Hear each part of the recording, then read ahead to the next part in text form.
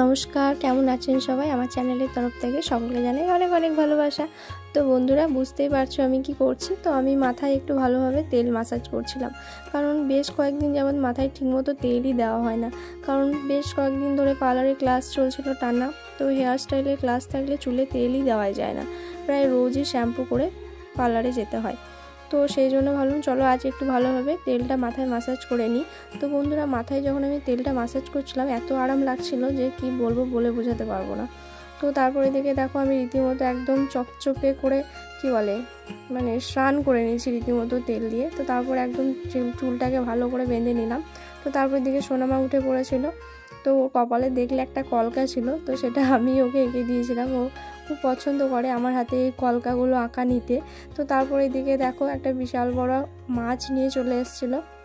তো মাছটা ছিল আমাদের গ্রামেরই একটা পুকুরের। তো মাছটা খুবই টাটকা কাতলা মাছ ছিল।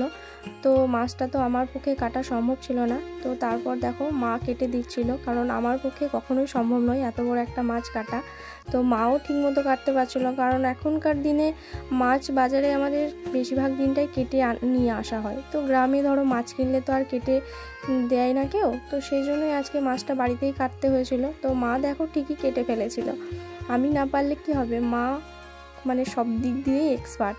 তো এইদিকে দেখো মায়ের মাছটা ঠিকমতো কাটাও হয়ে গেছিলো। তো আমি দেখছিলাম মাছটা মাছের মাথাটা দিয়ে কি বানানো যায়। তো ভাবলাম চলো মাছের মাথা দিয়ে একটু ডাল বানাবো। তো এইদিকে ছিল একটু ছোট মাছ, তো খোসা মাছও ছিল। তো রান্না কমপ্লিট করে নিয়েছিলাম, আর টাইম পাইনি ভিডিও বানাতে। তো একদম দেখো দুপুরে খেতে বসে পড়েছি। তো আজকের মতো টাটা।